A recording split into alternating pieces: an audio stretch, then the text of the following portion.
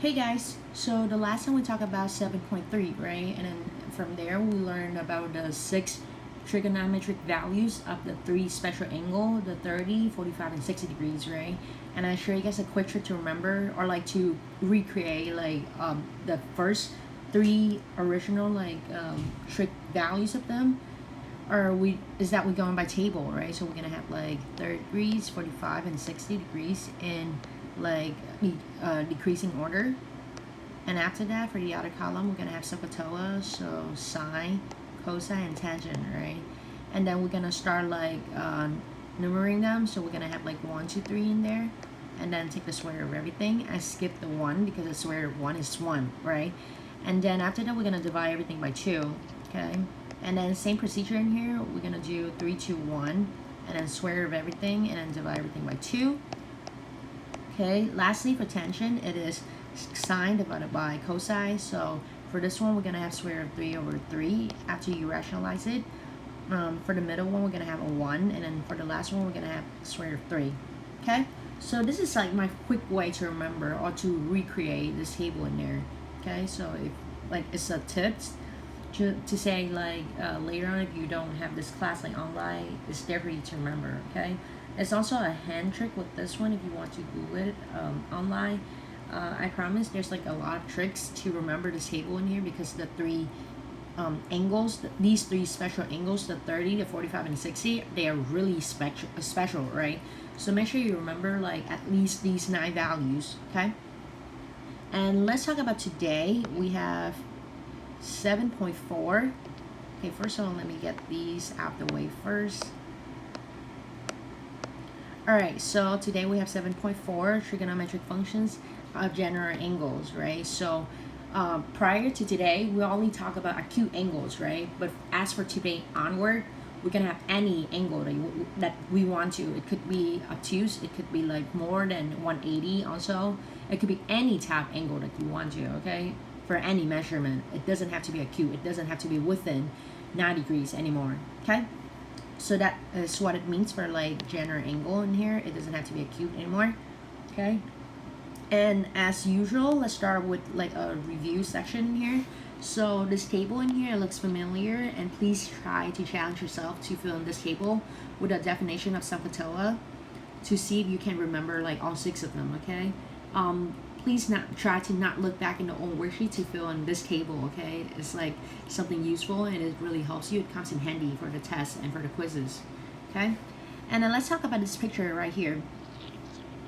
Okay, so like I said before, for today we're gonna talk about any like general angles, right? So it doesn't have to be acute anymore. And if you look at this picture, we have theta in here.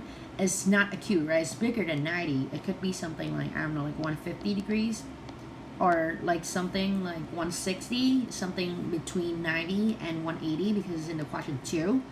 But again, like this is not acute, right? And that's the big point there. And just imagine if you start with a point AB, where X is the A part and then Y is the B part, right? So then now, remember that in the past in the quiz, right, we always start with like a right triangle, right? So my first instinct in here is that how can I create a right triangle for this scenario? And I'm gonna tell you, first of all, you're gonna need to project the point down toward the x-axis, and it has to be the x-axis, okay? It cannot be like sideways toward the y-axis because we like x-axis more, okay? Like don't go for y-axis. It's a big no-no. Y-axis, no, don't do that, okay? So let's project the point down toward the x-axis, and then let's connect wherever it lands on toward the origin, and there we go. We have a right triangle, and the right angle would be right there, okay? So then the x part, A, it would be the one on the x-axis, and then the y part, the vertical part, is B, okay? And then in this triangle, we have 3 sides in here. We have A, B, and R, right? So if you look back in the previous worksheets, we usually work with the system of ABC, right? Where C is the hypotenuse. But for this scenario, for today, we're going to talk about R, where R is the radius, okay? And technically, R equals to C, okay? So just consider R for C, okay? Like they're the same thing, don't get confused. We just give them like different names, okay? C for like the hypotenuse and R here for the radius, that's all. But they're actually the same thing. They equal to each other in measurement, okay? They just have like different names, okay? So that's a little bit kind of like quick heads up for today. And now let's talk about the first objective: how to find exact values of trigonometric functions for general angles. All right, so I want you guys to look at this picture first. Okay, and let me read the text in here. Let theta be any angle in standard position. And if you don't remember what standard position is, please look back at worksheet 7.1, the first page. I remember it should be there. So technically standard position, it tells you that, well, for any angle it's gonna have like two rays, right? Like the initial ray and also the terminal ray, or sides if you want to refer them to terminal side and initial side. Okay, so the initial side is gonna be this side right here, okay? And then the vertex, it has to be the origin if we talk about the standard position, okay? And the outer side, we call it the terminal side, is like the second side. It could be anywhere, but for this example, let me just kind of like make it an acute angle, because in the last example, in the last page, I make it an obtuse angle already, right? So same thing happens. We have a point, we call it AB, where A is the X part and then B in here is the Y part, right? And to create like a right triangle, we're gonna project the point down toward the x-axis, and voila, we have like a right triangle right here, right? And the right angle, it should be right here, okay? And then again, A in here is the X part, so that's why we label it A, and B in here is the Y part, that's why we label the vertical part B, right? And then the last side, I told you guys you can call it C for like in general, but from 7.4 you're gonna refer it to R for radius. And if you wonder like what kind of radius do we have in here, like usually we have a radius for a circle, right? So what does it mean by having like a radius but we only having triangles, right? And I'm gonna tell you guys, well, later on in 7.5 we're gonna learn about a unit circle. That's why 7.4 is just like a warm-up kind of like lesson, so we know that, oh, there R in here is for the radius of the unit circle, okay? Or any circle of like any radius. Okay, so technically we have like three sides in here, A, B, and R, right? And R again is C, is the hypotenuse, right? A and B, they could be opposite, they could be adjacent, depending on the position of your angle, okay? And in the quiz one, everyone did a good job, so I'm pretty sure you guys don't like need me to kind of like reteach which one is like opposite and which one is adjacent compared to the angle. But if you do, please let me know, okay? And then let's see, so Pythagorean theorem will be applied in a right triangle. Usually we're gonna have like C equal to the square root of A squared plus B squared, right? But I told you C and R, they're the same thing, right? So here we're gonna have the extra formula, R equals to the square root of A squared plus B squared. This one in here is a Pythagorean theorem, or should I say PT in shortcut, okay? And then for this one in here, when I refer to no denominator equals to 0, well, let me explain it later when we talk about the spaces when it have like not defined, okay?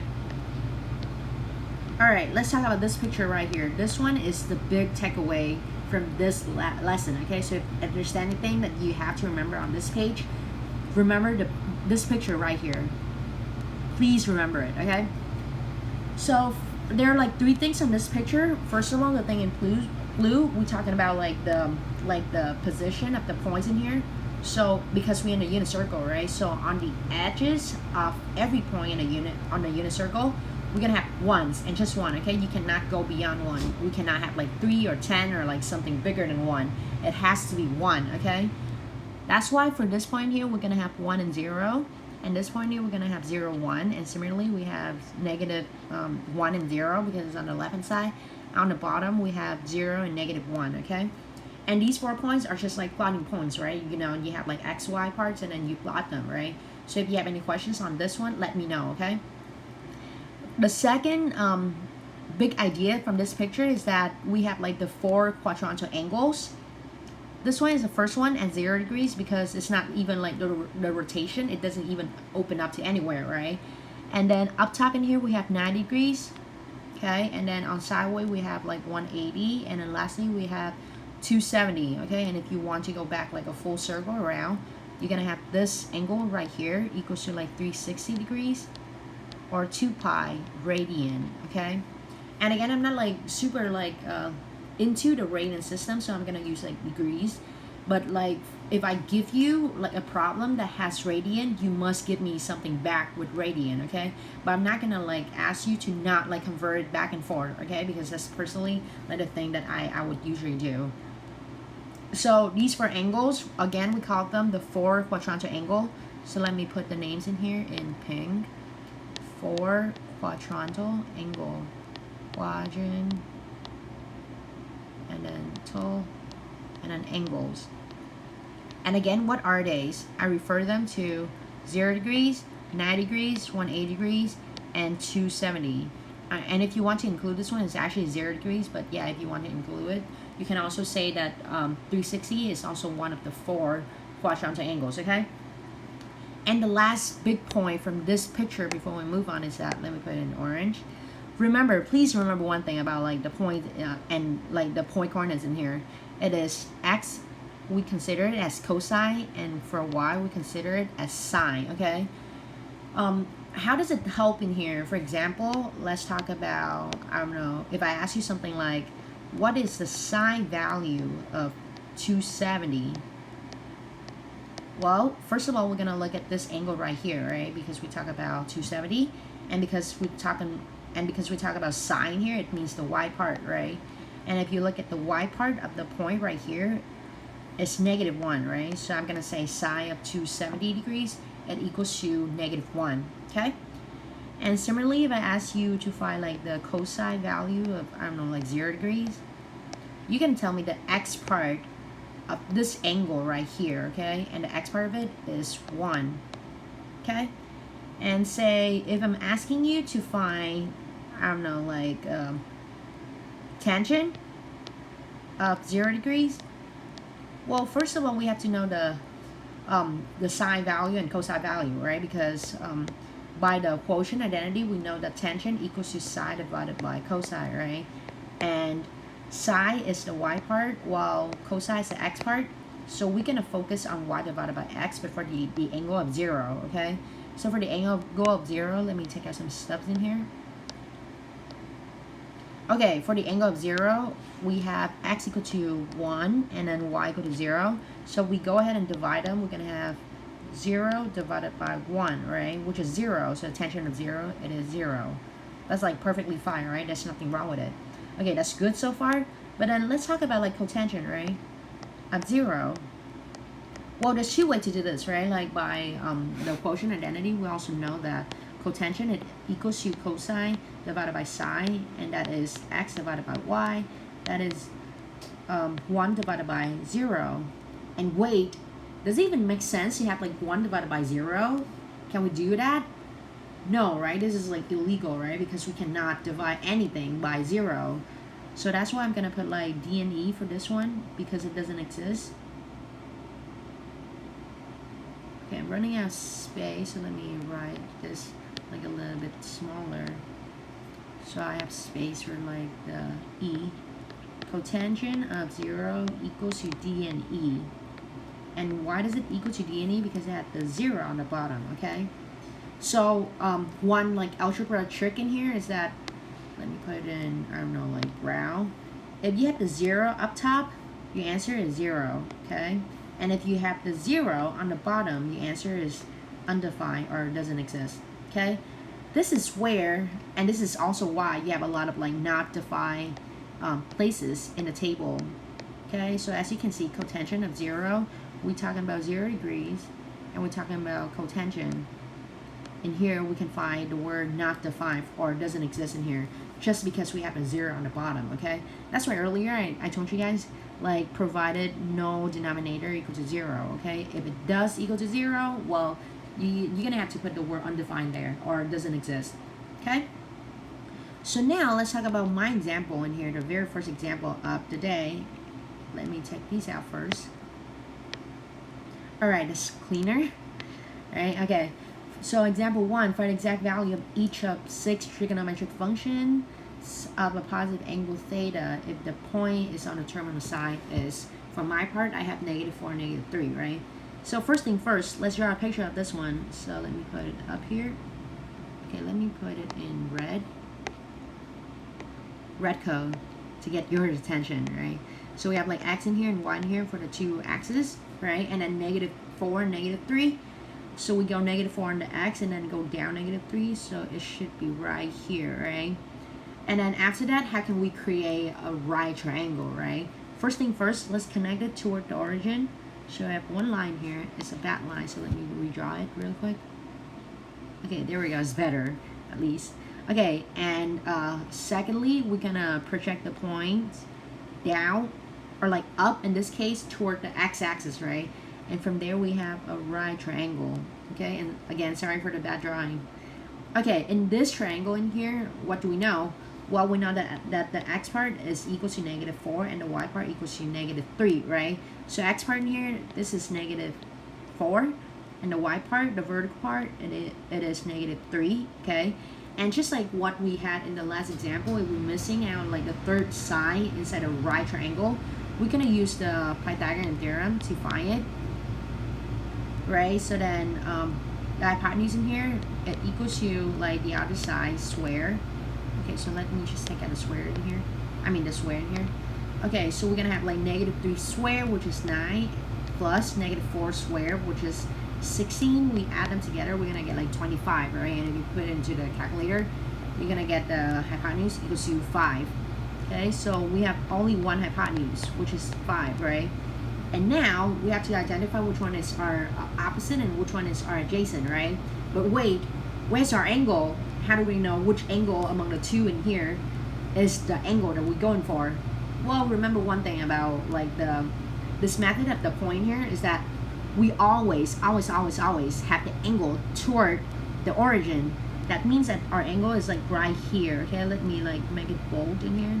So this is our theta. Okay, let me make an error and then shoot it out because I don't have like space for it. Or else if you want to zoom it out, here, let me like take this picture and zoom it in for you guys. So we have a right triangle. This is the right angle. This is -4. This is -3, and this is 5 as the hypotenuse, right? And our angle is right here. Usually, I'm gonna write like theta inside a triangle to make it look like cube. But of course, like if you don't have space, you don't have to do it. You can like shoot an error and then just like note it down. Okay, so these are the same pictures, right? But at least we have the angle right here now. So then again, 5 in here is the hypotenuse. It's like the only one hypotenuse in there, so it's easy to identify it first. The 3 in here, it looks across to the angle theta. That's why it's going to be the opposite side. And then the 4 in here is adjacent, right? So then, SOHCAHTOA, right? So let me write it down here. SOHCAHTOA. We have side equals to opposite divided by hypotenuse, which is -3 divided by 5. And that's just it, right? Like there's nothing else to do with this one because we don't have like any radical on the bottom. We don't have any square on the bottom, right? So that's just the answer for sine. Cosine, we have adjacent divided by hypotenuse, which is -4 divided by 5. And lastly, for tangent, we have, first of all, let me take some of these out to get a little more space.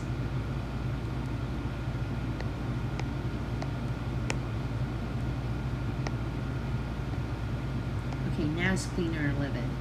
Okay, for tangent, we have opposite divided by adjacent. In this case, our opposite is -3 and our adjacent is -4, right? And well, you cannot like divide a 4 into a 3, but at least you can cancel the negatives out, right? So then this turns out to be 3/4, and hence our tangent, it is 3/4, okay? Make sure in the test or in the assessment, you do everything that you can to simplify an expression, okay? For example, in this case, don't just give me tangent equals to -3 divided by -4, okay? I'm gonna mark out some points of your solution, okay? And then for the other column, cosecant is like simple. We just have to flip them out, right? So let's talk about this one first. If you flip them, you're gonna have 5 divided by -3.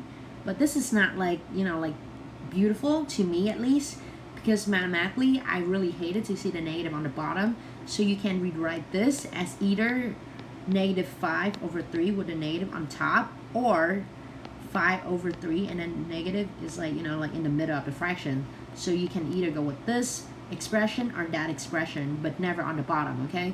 So the negative, it can be on top, it can be in the middle, but not ever in the bottom, okay? This is a big no-no, okay? So don't do it, don't write like that in the assessment, okay? So cosecant in here, I'm gonna go with -5/3, and similarly, I'm gonna have -5/4 in here. And lastly, I have 4/3, okay? And let me put a green star for your part, so you have this problem right here, okay? And now, let's move on to the next objective. And like I always said, if I'm going too fast, if I speak too much, or if I confuse you anywhere, please let me know, okay? Please ask me at least to answer your questions. Okay, objective 2, find the exact value of a trig function using coterminal angles. So first thing first, what are coterminal angles, right? Like, what does it mean even? Well, two angles in standard position are said to be coterminal if they have the same terminal side, okay? So again, like the standard position is talking about like where you have the vertex at the origin, and then the initial side has to be matching up with the x-axis, the positive side of the x-axis, and a terminal side you can be like anywhere if you want to, okay? But if you don't remember the definition of standard position, please check back the note on 7.1, okay? So there are two cases of coterminal angles, okay? And then let me like explain them through these pictures right here. But before that, let's make a note that the values of the trig functions of coterminal angles are the same, okay? And I'm gonna tell you that in a second, why they are the same. All right, so let's talk about the first circle in here. Let's talk about the first picture we have on the left. So just imagine your angle A in here, it equals to 120 degrees, right? So the coterminal angle of it, how can we get it? Well, first of all, picture-wise, because our angle 120 is like this angle right here, right? So then the coterminal angle of it has to be something that shares the same terminal side, right? So start from like the same place, but then it ends also at the same place. It's just like different rotation. But there we go, right? Like it starts at the same point and it ends at the same point, okay? So then how much is that angle in pink, right? So if you notice, they make like a full circle, which is like 360, right? So let's do 360 degrees minus 120. And then we're gonna have 240, okay? This is our like first case of coterminal angles, right? So this is one of them. And if you don't want it to be like in positive like angle, if you don't like it to be like, you know, like positive 240, well, actually you can like keep minusing like the 240 with like 360 and so on, okay? But for the sake of this picture, let's just keep it there as like 240, okay?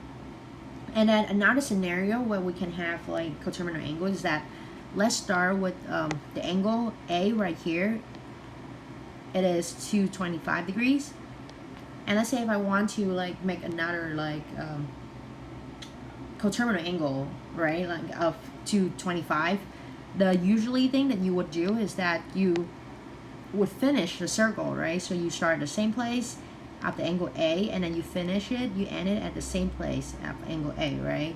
And again, the trick in here is that you're gonna do 360 minus 225 to get you, what is it, okay, let me do the math in here. So this is like 3 and this is 1, so you're gonna get like 135 degrees, right? But wait, this is not what I had earlier, right? So what does it mean? We have like two coterminal angles now? Well, yes, right? Actually, you can have more than one coterminal angle, okay? So 135 is like one coterminal angle of 225, but there's actually, there can be one more, right? So let me put it in blue in here.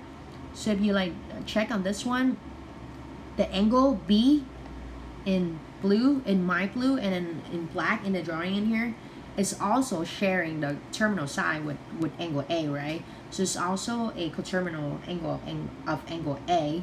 But since it's go past the circle, so how can we do that? Well, we're gonna take 225 and then we add it to 360, okay? And in this case, we're gonna get 585, which is the one that I had earlier, okay? So we can have like many more, we can have like more than one coterminal angles for like one case, okay? And sometimes the coterminal angle, it could be like positive and it could be negative, okay? For this example, like, okay, let's not talk about like negative and positive angle for the sake of simplicity for this case, but usually for all the angles that goes like, you know, like clockwise, they have to be negative because they have like negative rotation, okay? And lastly, what do I mean by the trig functions of them have the same value? I mean, like, let me put it in, I don't know, graph. Okay, for example, if I'm asking you what side value, if I'm asking you to compare the side value of 120 and 240, you're gonna tell me the side value of them are the same because the 220 and the 120 and the 240 in here, they are coterminal angle of each other, okay? So just because they are coterminal angles of each other, whatever like corresponding trig function of them should have the same value, okay? Another kind of like example in here, if you look at this pair in here, and if I ask you to compare the, I don't know, like cosecant value of 225 to cosecant value of 585 degrees, well, you're gonna tell me they're the same, okay? And another scenario, well, if I'm asking you to find like the tangent value of, I don't know, 225 again, but if I ask you to compare it with tangent value of 135, well, they also coterminal angles of each other, right? So then they also equal to each other. That's what it means to have the values of trig functions of coterminal angles equal to each other, okay? So now, let's talk about my example in here, my part. Use the coterminal angle to find the exact value of cosine of 11 pi over 6, right? So I told you from the beginning, I don't like the radian system in general, so let me convert it back to degrees. So let me get some stuff out of the way first.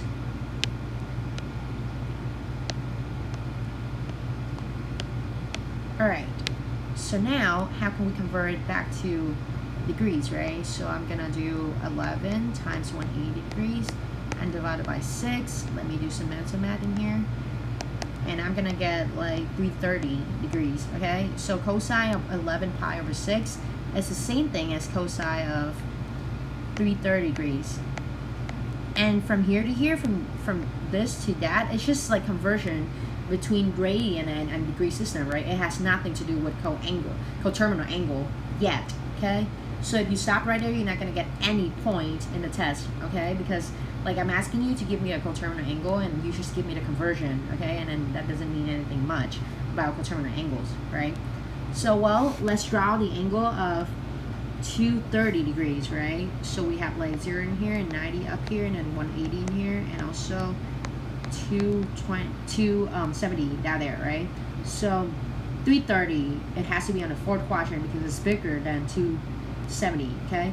So then let me just draw it like, I don't know, like stop here and then call this the angle of, 330 degrees. And let me get these out the way. This is my trick to, like identify where the angle like stops at. It's easier for me to write out all the 4 quadrantal angles ahead of time, okay?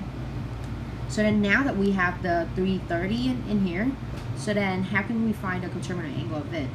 Well, easy, right? So because it's less than 360, we're gonna take 360 minus 330 to get the leftover of it to finish a circle, and that is 30 degrees. And the pink piece in here, the pink angle in here is 30 degrees, okay? So now we can say that cosine of 11 pi over 6 equal to cosine of 30. But wait, we have this one in radian and this one in like degrees, so that's like like mix and match, and I don't like it like that. So then let's convert the 30 degrees to a radian, and if you remember, 30 is one of the 3 special angles, right? So it's actually pi over 6, okay? So then let me take out a 30 in here because it's not in the same radian system as what given from the problem. So then let me just put like pi over 6 in here instead, okay? And again, the 30 degrees and the pi over 6 is the same thing. It's the same angle, has the same measurement. But then because the problem gives you something in radian, you must return the problem something in radian, okay? And if you look back at the table that I just showed you guys, like we have like 30 up here and then 45 and then 60, right, degrees for everyone. and then SOHCAHTOA. And then we're looking at cosine of 30 degrees. So cosine of 30 degrees is right here. So we're gonna have a 3 in here, take the square root, and then over 2, right? So the final answer of this one, it equals to square root of 3 over 2. Done. Okay? So again, the 330 in here is not the coterminal angle. It's just a conversion between the radian system and the degree system for us to easier like draw the angle, but it has nothing to do with the coterminal angle, okay? In fact, the pi over 6, it is the coterminal angle of 11 pi over 6, okay? And when you get it down to either of the 3 special values in here, you have to remember the table that I just kind of like showed you by the trick, and then give me like the proper value among the 6 values inside of that table, okay? And let me put a green star for your part, okay? And again, if I'm going too fast, let me know, okay?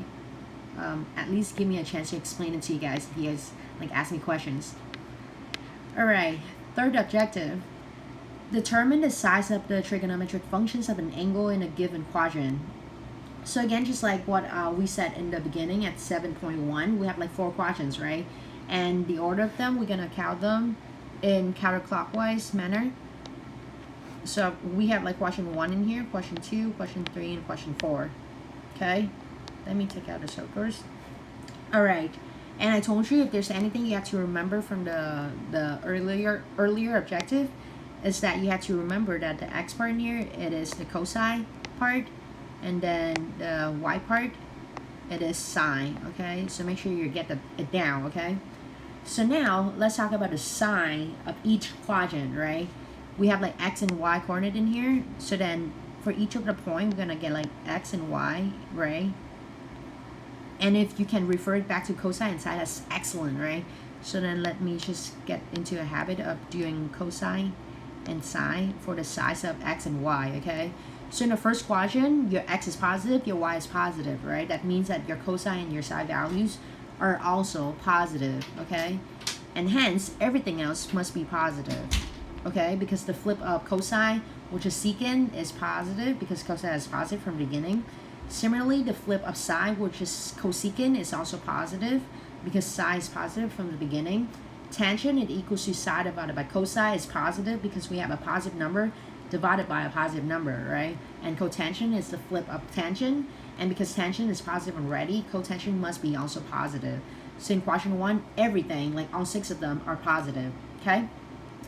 Let's talk about quadrant 2 in here. We have, again, x and y represent the 2 sides in here, negative and positive.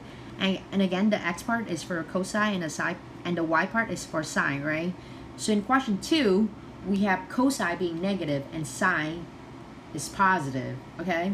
And because sine is positive, it's reciprocal, cosecant is also positive, right? And the rest of them, the rest of the 4, will be negative. So we have cosine being negative because it's the y part, and hence the reciprocal of cosine secant is also negative. And if you do the like division for tangent, we have sine divided by cosine, right? Positive divided by a negative number, we're gonna have a negative number. That's why tangent is negative in quadrant 2. And you flip it, you get cotangent.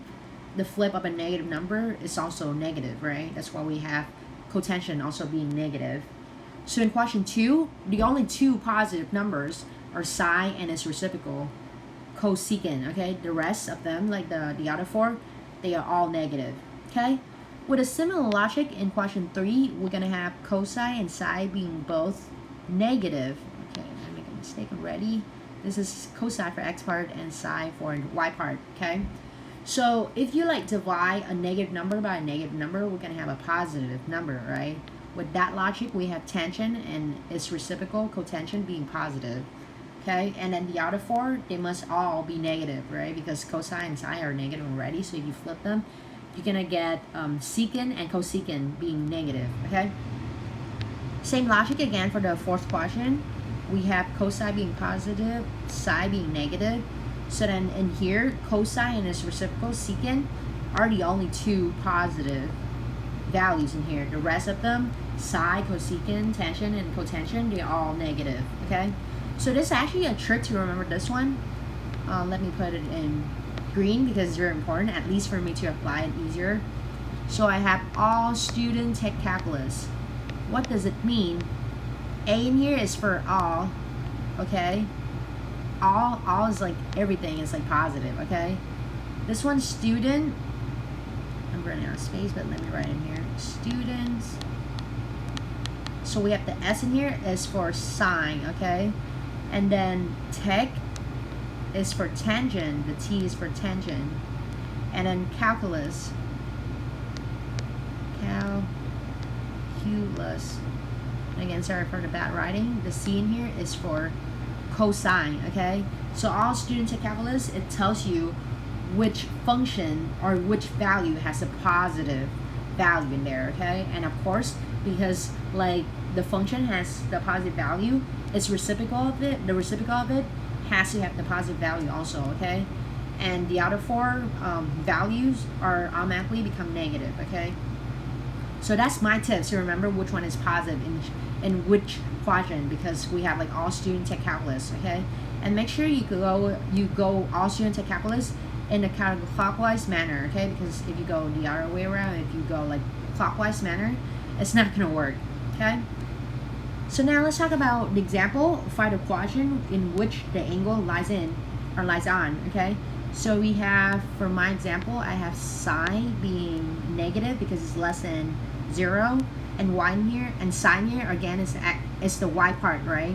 So we have y being negative, and negative y is like the bottom part of y, right? And we have cosine being positive, that is the x part being positive. And the x part being positive, that's the right hand of the x part, so that shapes it down, that corners it down to the fourth quadrant. And hence our answer is question 4, period. To me, this is like the easiest page among like everything that we learned in this lesson, okay? So I don't know, like to me it's easy, but if it's hard to you guys, please let me know, okay? So for your part, let me put a green star on this one. And again, you just have to tell the quadrant where the angle lies in, and then that's it, right? If you can, please do like the parts in here of x and y axis so that I know what quadrant you corner the angle at. That's really helpful, and at least to me, that's why I'm trying to get you guys into that habit, okay? And now let's talk about objective 4. Find the reference angle of a general angle. Okay, so what does it mean by reference angle, right? So we have like a definition for reference angle. Let theta denote the angle lies in the quadrant, okay? The acute angle formed by the terminal side of theta, and the x-axis is called the reference angle, okay? So the reference angle, first of all, it has to be acute, meaning it has to be less than 90 degrees. Second of all, it has to be formed by terminal side and also the x-axis, okay? So let me highlight this one out because they're really, really important. So it has to be about the terminal side and also about the x-axis, okay? And for my tips, as I said earlier, because we're talking about like acute angles, that should always be less than 90, right? So if you have something like bigger than 90, and I'm asking you guys to give me like a reference angle, it's automatically just wrong, okay? So another tip is that the angle measurement is a value. So we have angle measurement in here. It's the value of the angle, while the angle itself is a combination between direction and measurement, okay? So don't get mixed up, don't get confused if you see the word angle measurement and the word angle in the assessment, okay? You have to know what you're doing, okay? If I'm asking you about the angle measurement, you just have to give me the value of the angle, that's all, okay? And if I ask you to draw the angle, well, you have to tell me the direction by showing the arrow, and also give me the measurement, the rotation, the amount of rotation of that angle, okay? And what does it mean by like direction in here? As you can see, for each of the angle, it always have the little kind of like arrows to show you where it goes from. I mean, to, right? So the first arrow in here, it goes counterclockwise. That's why you're gonna have a positive angle, okay? The second one also counterclockwise, and hence you're gonna have a positive angle. This is also counterclockwise, positive angle, but for the last one, it goes by clockwise manner, right? So this one in here is a negative angle, okay? That's why sometimes you're gonna have a negative like angle in here, and don't get too surprised for this one because it's not wrong. It's not the typo of the problem, or it's not my typo. It's just meant to be a negative angle. Okay. So now let's talk about like the 4 pictures in here, and let me get out some like, like extra stuffs in here before I confuse you guys with like too much information in this page. All right. So for the first example in here, in red again. So we start with an angle. Red is our like original angle, and then we're gonna have a reference angle. How can we get the reference angle of this angle? Well, to make it easier, let's use numbers, right? So let's say the original angle in here is like, I don't know, like 150 degrees. How can we get the reference angle of it? Well, reference angle is all about the terminal side and the x-axis, right? So let me draw the terminal side and the x-axis. So we have the terminal side of the first angle is like right here, right? And then the x-axis, we have like 2 parts of the x-axis, right? The positive part and also the negative part, right? But compared toward the terminal side in here, in this scenario, this piece, or like this part of x-axis, is closer to the terminal sides, right? That's why I'm gonna highlight it. And whatever angle is created by the terminal sides and the like closer piece of x-axis, in there we form a reference angle. So, and the symbol for reference angle is double arcs, okay? So let me put double arcs in here in pink. It's our reference angle, okay? How can we find the reference angle of it? Well, by geometry in here, I kept like 4 told you guys that we have like 0 in here, 90 up here, 180, and then 270, right? So with that cap like position to get the reference angle, the only way that we can get that little pink angle is that we're gonna do 180 minus 150, okay? So let me take out these 4 quadrant angles out before it confuse you. I just put them there to see you that the 150 is closer to the 180, okay? And hence we have to do 180 minus 150 to get the reference angle. And then the reference angle for this problem, it is 30 degrees. Okay? And then for the second case, let's say if I give you something like, I don't know, like 220 degrees in here, because it has to be something that's bigger than 120, right? So then again, we have the original angle right there, and we have the terminal size, right? This is the terminal size. And then we have like 2 pieces or 2 parts of the x-axis, right? And then this part in here is closer to our terminal side. Isn't that drawing? I can do better. Okay, there we go. That's my best. Okay, so in between them, we're gonna have the reference angle. So we have double arc symbol, right? And how can we get that? How can we get the reference angle of this scenario? Well, it's passing 180 a little bit, right? So then we're gonna do 220 degrees minus 180. And there we're gonna get, what is it? It is 12 minus 8. This is 40 degrees. Okay, so our reference angle in here, it is 40 degrees. Okay, and then let's talk about the next picture in here. We have the original angle. This, let's assume is, I don't know, like 300 degrees. Okay, and our job is to find the reference angle, right? But first of all, let's talk about the terminal side of it. And in this case, we're gonna have the positive side, the positive part of x-axis closer than the terminal sides, right? So then in between them, we're gonna get a reference angle. The symbol for the reference angle is a double arc.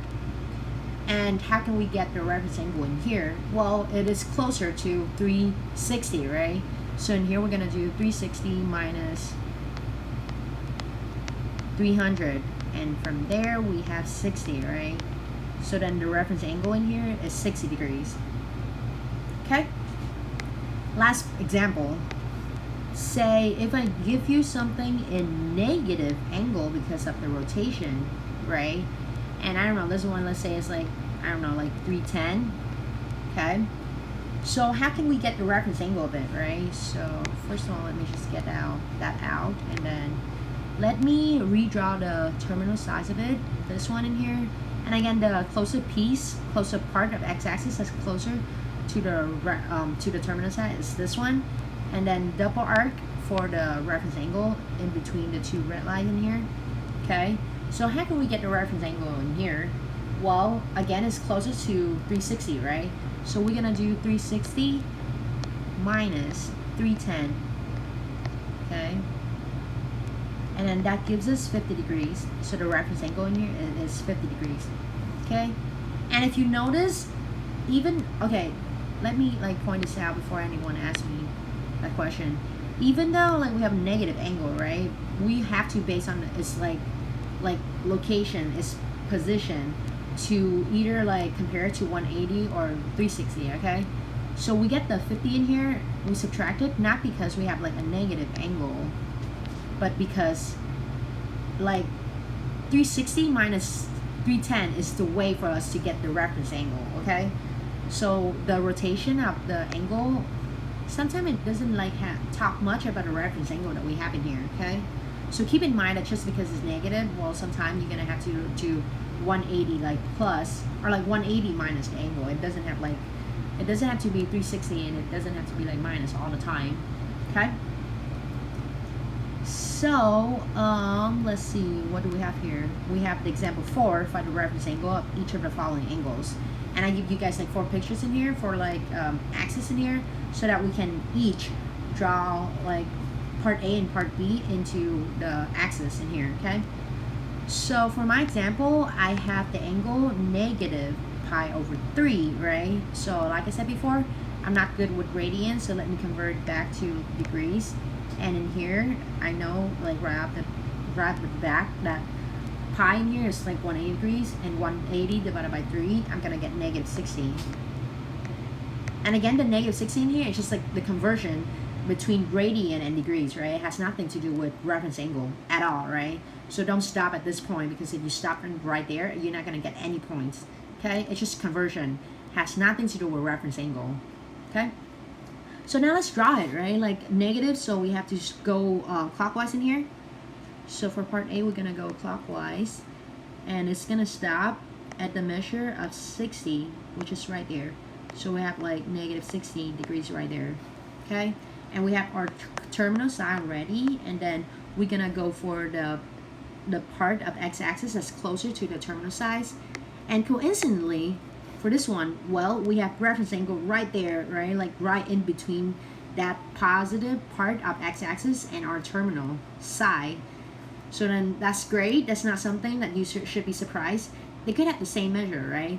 But as I said earlier, for reference angle, it has to be in positive, like measurement. So then the answer for this one is gonna be 60 degrees. And again, if the problem gives you something in radians already, you have to convert it back to radians, right? So 60 degrees is actually pi over 3. So then the answer for part A is pi over 3, period, okay? And before I move on to the second example, let me highlight one thing in here, and I don't know, like green. That if you like check out that of all the, if you look at all the like 4 examples that we did earlier, all of the reference angle in here, first of all, they all positive, right? Like none of them are negative. And second of all, they are all less than 90, okay? So just keep in mind that reference angle, first of all, it has to be positive. And second of all, it has to be something less than 90. It has to be acute, okay? So when I get my when I get like my answer for my part in here, I know that this is right because pi over 3, it is less than pi over 2, and it's also positive, okay? So now let's talk about the other example. My part B, the reference angle in here is 510. It's kind of like too big of the angle, right? So if you want to short it down, well, let's use the concept of coterminal angle and take 360 away from it. And we're gonna get, what is it? This is like 1 and 5. So this is like 150, right? Okay, so in the test, you have 2 options. Even though I give you the angle of like 510, you have 2 options. You can draw the angle of 510, or you can draw the angle of 150, okay? I'm not gonna like be judgy about that, because like I understand that 510, it has a lot of like circles and arcs around it. And personally, I don't even want to draw like a big angle, right? So I'm gonna go for the angle of 150. Let me highlight in here, 150, okay? I'm gonna draw that angle down to replace the angle of 510, okay? 150, it should be in question 2 right here. And again, I have the terminal size and also the closer part to the x-axis, and double arc for the reference angle. Okay, so how can we find the reference angle in here, right? We're gonna do the same trick. We're gonna take 180 minus 150, and that is 30 degrees. So the answer in here, it is 30 degrees. All done. Okay, and just to double check in here, our answer, first of all, they in positive value, and they are within 60. I mean within 90, right? So they all good to go. Okay. So as for your part, let me put a green star in here. I'm expecting you guys to draw the original angle and also their reference angle. Okay, and make sure for the original angles you have to tell me the rotation by drawing like the arrows in here, as you can see. And for the reference angle, make sure you use a double arcs kind of like symbol to let me know that it's about a reference angle. Okay, and now objective 5. Use a reference angle to find the exact value of trig functions. Okay, so we have a table in there, but let me tell you one quick thing about the reference angle and the coterminal angle, because they are kind of like important. Let me put it in green. Okay, so far we learned 2 types of angles, right? We learned about coterminal angle, so coterminal angles, and we also learned about the reference angle. Alright, so for coterminal angles, I told you guys that no matter what trig values or like trig functions you use for coterminal angles, they all the same, right? So let's say if I give you something like, I don't know, like 120 degrees, then the coterminal angle of it would be 240 degrees, right?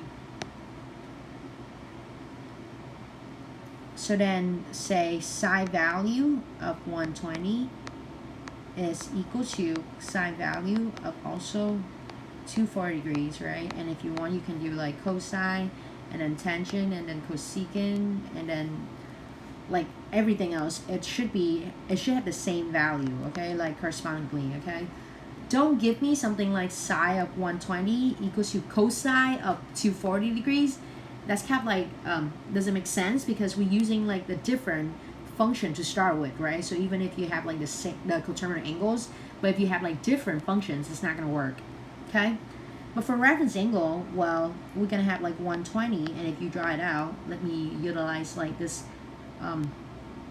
coordinate in here. We're gonna have 120 in here, and then we have like the terminal side in here. So then the reference angle, I'm too lazy to change the color, but double arc in there is for the reference angle. And then again, we're gonna do 180 minus 120, which is 60. So the reference angle of 120 is 60. Okay. So right after that, if you compare them, you can see that the coterminal angle and the reference angle of one angle, sometimes they could be different than each other, right? Some other time, coincidentally, they the same value, no surprising, but some other time it can be different from each other, right? So then, if you put it into the calculator, I don't know, let me get my calculator really quick. Let's see what works and what doesn't work in here. Let's say if I want to go for, I don't know, cosine value. If you put cosine value of 120 in there, you're gonna get like negative 1/2, right? And if you put cosine of 60, you're gonna get 1/2, right? So what does it tells us? It tells us that cosine of 120 does not equal to cosine of 60 degrees. That's weird, right? Because we have like reference angle, and they should have like the same trig function, just like the idea of coterminal angles. But no, okay, for coterminal angles, they're the same as long as you have like coterminal angles, and as long as you have the same function, like the value should be the same. They should be matching up with each other. But for reference angle, unfortunately, they could be the same. They could have the same value, or they could have like the opposite value to each other. Like in this case, they're not like strictly equal to each other, but they can be equal to the opposite value of each other, like in this example, okay?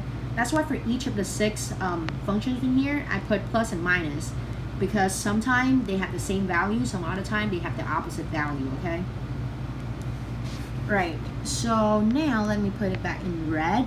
Okay, my tip, although the trig values remain the same, we have to consider the quadrant at the raw angle. What I mean by raw angle, I mean like the original angle that the problem gives you, to decide whether we take the same value or the opposite value of it. Okay, so let me demonstrate it better in example. So my example, find the exact value of each of the following trig functions using reference angle, right? For my part, I have negative pi over 3, and like I said earlier, I'm not good with radians, so let me convert it back to degrees, and I'm gonna have it equal to negative psi of negative 60 degrees. And again, this has nothing to do with like the reference angle, right? It's just like conversion between radian and degrees. That's all, right? So let me start drawing it out. So I have negative 60 right there. Negative 60, I have it labeled right here, right? And then now I have to find a reference angle of it. How can I find a reference angle of it? Well, we already kind of like did it in the last example, right? So the terminal psi is right here, and then we also have the closer part of x-axis right here. And then just let me like redraw the picture really quick with the double arc in here. It is 60 degrees, right? Or like pi over 3 in radian. All right. So now, since the reference angle for negative pi over 3 is pi over 3, comma, psi, because the problem asking us for psi value, right? Psi of negative pi over 3 is equal to either plus or minus psi of pi over 3. Okay, I know some of you guys might be like, what am I drawing? Or like, what am I writing in here? Let me make it a better pi. Okay. There we go. That looks better a little bit. All right. So now, how can we decide whether it's a positive psi or negative psi, right? Well, let's look at the quadrant of the red angle, the original angle that we had in here. Okay, let me continue to use orange. Okay, the original angle that we have, it lies in quadrant 4, right? And if you remember the trick that I show you guys, all students take calculus. In quadrant 4, the only thing that are positive are cosine and its reciprocal secant, right? But it has nothing to do with sine, right? So that means sine in quadrant 4, it is negative, okay? That's why I'm going to take out these U mark, and then I'm going to return it with a negative, because again, psi in quadrant 4 is negative. And how do we know it's in quadrant 4? Well, you always have to draw the picture of your original angle, right? So the quadrant is not about like the reference angle, it's about the raw angle, okay? So keep in mind that it's always about a raw angle that you have in there, okay? And now we're going to have the final answer. So what do we know about psi of pi over 3 or psi of 60? Well, you can use my trick, 30, 45, and then 60. So pi over 3, we're going to have like 60 in here. And because we're talking about sine, cosine, and tangent, so because we're talking about sine here, so if you remember my trick, I'm going to start like number them. So it's going to go like 1, 2, 3. And then lastly, I'm going to have like 3 and then squared and divided by 2, right? So the final answer, it is negative square root of 3 over 2. Negative in here because the negative is a carryover. Okay? So then let me box it, or let me just like put it in green box or circle for the final answer. Okay? And similarly, we're going to do the same thing for part B, but it's easier because it's in degrees, right?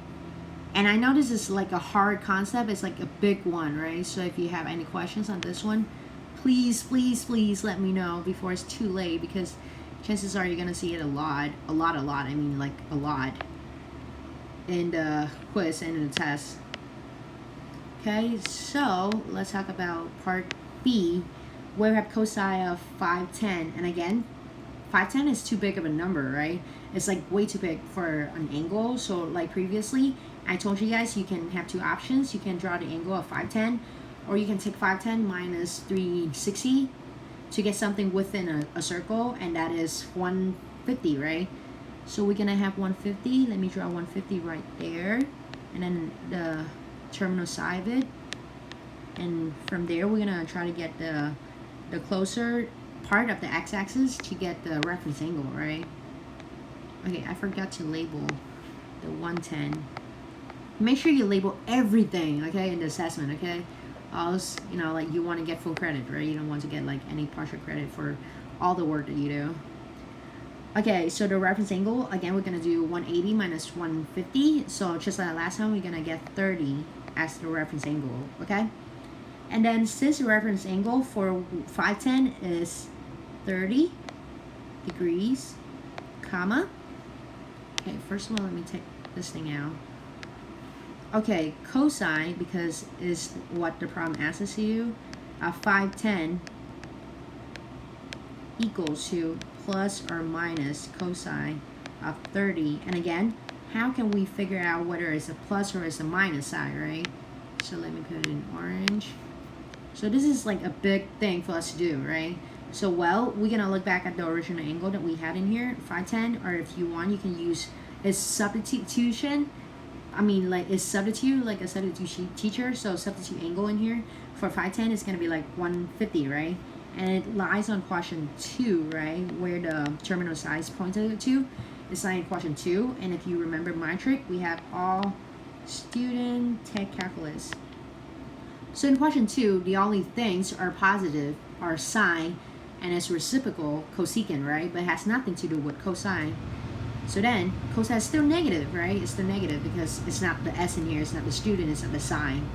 Okay, so let me take out these mark in here and let me just put like a negative for it. And then what happens is that using this table right here, this time let me take out the circles and the values. Okay, this time we're focusing on 30 and cosine, right? And then for cosine for the second line, we do it opposite. We do like 3, 2, 1. So then this is square root of 3 divided by 2.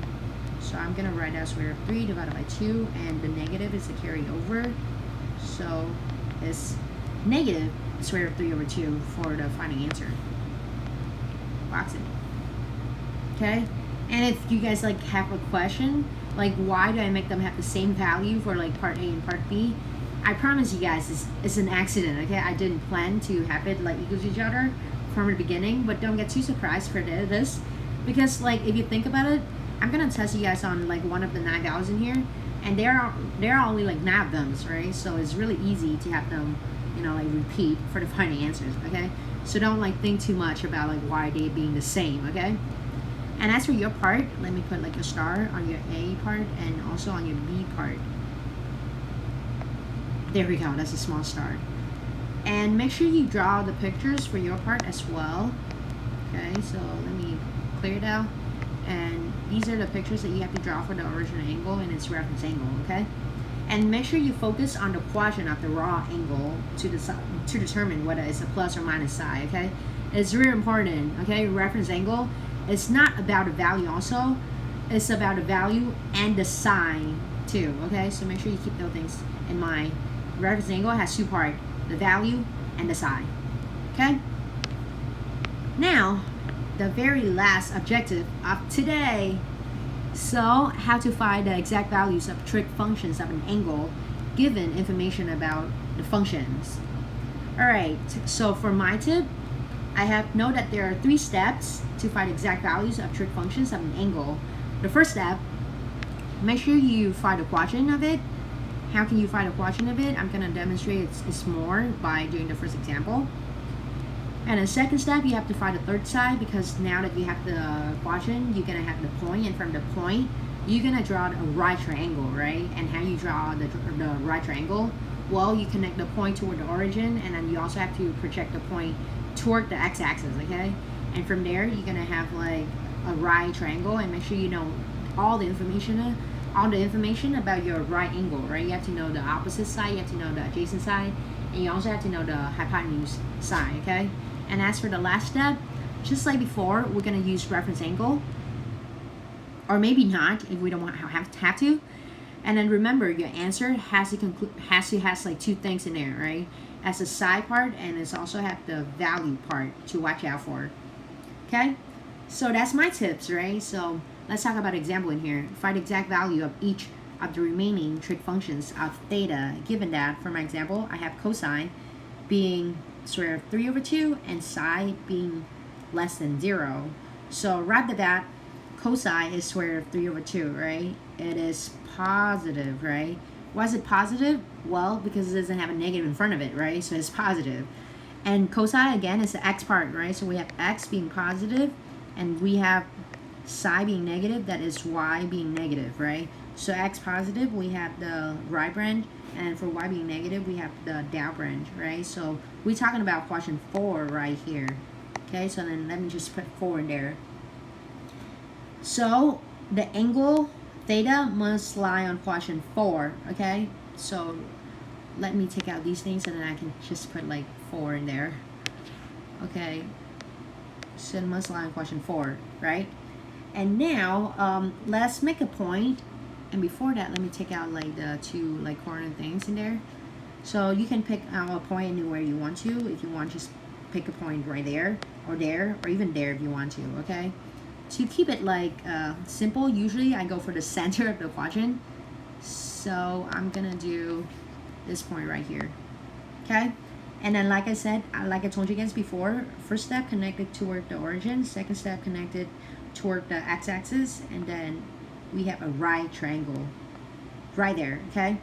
And again, the angle is always toward the origin, okay? So this is our angle theta. I don't have enough space for it, so let me just put like theta right there. Let me zoom it out a little bit so we all can see it better, okay?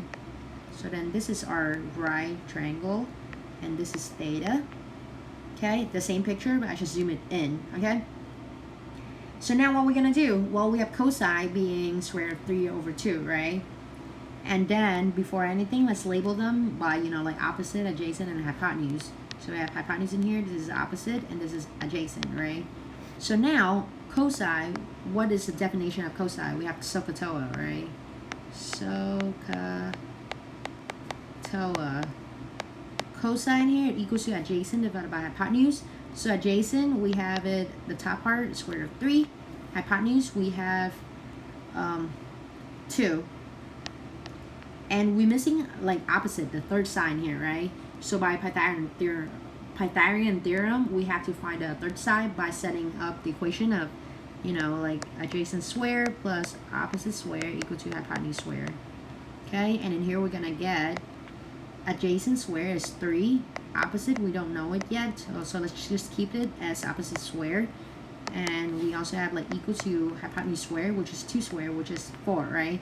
And if you subtracted 3 from 2 sides, you're gonna get opposite equal to 1. Opposite square equals to 1. Let me take out the arrows in here. And now we're gonna take the square of both sides to get opposite equals to 1. Okay, so opposite equals to 1. Okay, and then so now everything is ready, right? So let's plug everything in the right spot. Okay. So what do we have here? We have sine here equals to opposite divided by hypotenuse. So that is 1 divided by 2. Cosine, it is adjacent divided by hypotenuse, which is square root of 3 over 2. And if you want to check it up, we have it like being the same thing as given, right? So you know that you're on the right track, okay? Tangent, it is opposite divided by adjacent. And again, we're going to have like 1 divided by square root of 3. Rationalize it, we're going to get square root of 3 divided by 3. For the outer part, we're going to flip everything, right? So 2 divided by 1, we have 2 in here. And then 2 divided by square root of 3, we rationalize it. So we're going to get 2 root 3 divided by 3. Lastly, we have square root of 3 divided by 3. Rationalize it. I mean, flip it and then rationalize it. You're going to get square root of 3. Okay? But is that the end?